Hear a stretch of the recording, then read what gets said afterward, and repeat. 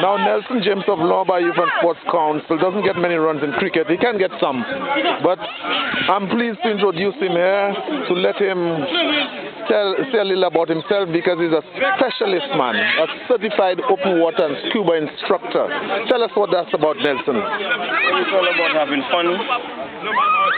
And everybody, well, lots of people don't like being down under. They prefer being out there on land. They say under the water, very treacherous. It is, but only if you follow the right practices, everything would be safe. And what are some of the right practices? Well, you always check your depth gauge. You go according, you plan your dive and you dive your plan. You stick to depth and time, and you should be safe. And what are some of the pieces of equipment required in diving? Well, we have regulators which is mounted up onto the tank. This allows you to breathe. If without the regulator, you won't be allowed to get any air from the tank. There's the BCD which straps onto the tank, where you'll be able to use it as a jacket on you, so you don't have to be having that tank held under your arm. Now, how long have you been involved in that, and where do you practice it right now? Where do you work, and what do you do generally? Well, I started freediving. It's about 15 years now doing freediving now, but when I really started doing scuba diving, it's about 4 years now. 4 years ago, I did my first open water dive course. I enjoyed it after my first day when I entered the pool and did my confined water dive. And from there, it was just moving forward. So currently, where do you work and what does your day's work involve? Well, I work at Sandals Regency as a scuba instructor. On a day-to-day basis, I work from either 9:5, 8:4, or 7:3. With who? Just guests, or is it to maintain the... We do both locals and guests. Okay. And what do you all use as training when you do the guests? The swimming pools or out there in the sea? We use the swimming pools where we do all the confined water dives, and then you go out into the ocean where you do your first open water dive. Okay, now I think we have Brendan here, well known for his love for the sea, man. Brendan, that's the only thing he'll do if he ain't playing cricket. He'll go out there in the sea, you know, fishing and this kind of thing. So it looks like he's interested and he might take one of the courses. Yes.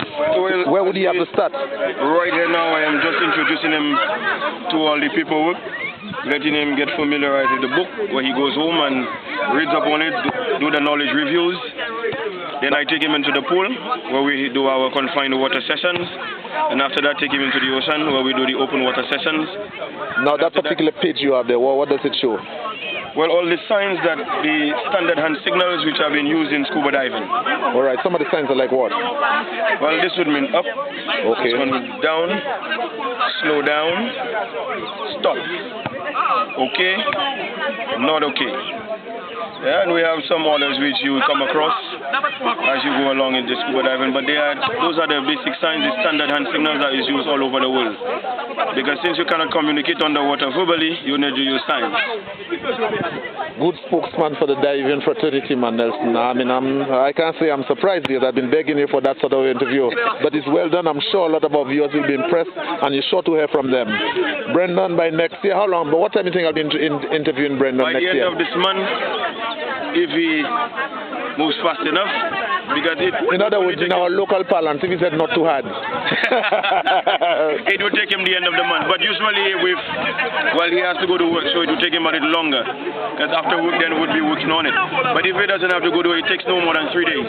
More than 3 days. All right. Yeah. So, and he has to be a good swimmer to do that, or? Well, yes, he needs to be able to swim. He needs to be able to swim, basics. Yes. All right, Nelson James, thank you very much for introducing those on website land to scuba diving, showing us how easy it is, and it's not just for people that come to hotels and don't have nothing to do and they learn it, but it can be interesting, particularly in places like Monrepo, where a lot of our fellas gone fishing. Who are the other people in Monrepo that have been involved in that field or have done one or two courses? Okay. We have Lindy Shalry.